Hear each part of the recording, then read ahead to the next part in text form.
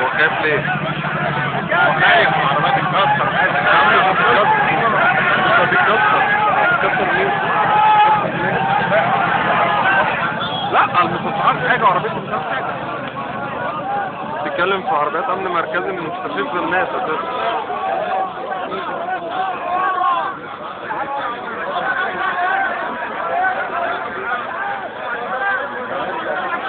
طلعوه بس يا اخوانا، عايزين ننجز. طلعوه يا اخوانا، عايزين ننجز ونستنى قبل حتى الليل ما يخش علينا. والله كده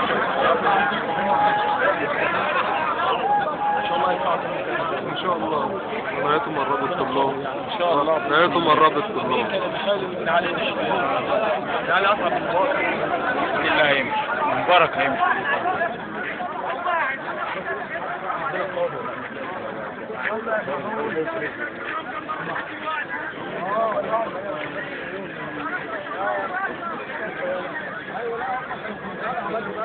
بتاع عربية الإسعاف بتاعه بتاعه وتكره والله.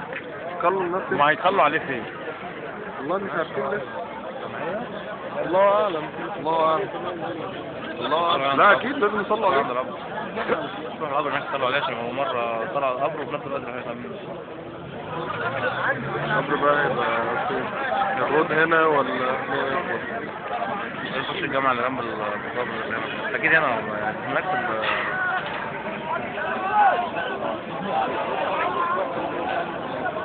يا عم انجزوا يا عم، انجزوا يا عم. الناس مش الناس مش ايه؟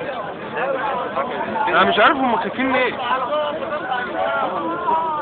الناس مش هتخش، الناس مش هتخش لهم اساسا. يعني انت عارف ممكن حاجة هو العربية لو دخلت ورا اصلا بالك انت هتحط بتاع في ورا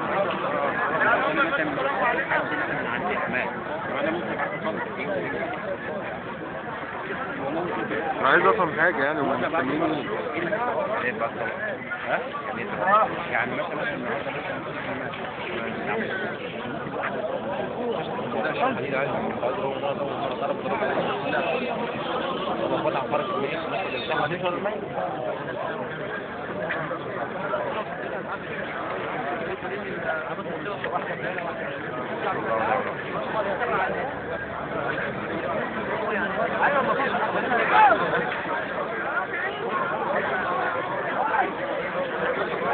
مش فاهم هم مستنيين. طب هم مستنيين ايه؟ يعني حاجة غريبة، هم مستنيين ايه؟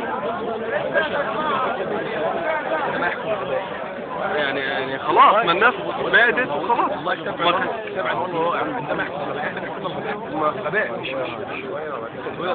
والله انا شايف الناس عندها وعي اكتر منهم.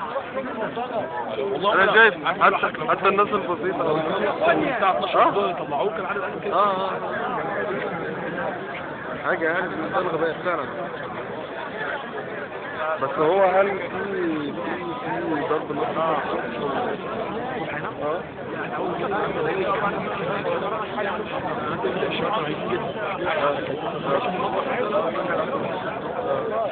هم على فكره هم غلطوا يعني كانوا غلطوا ده جدا.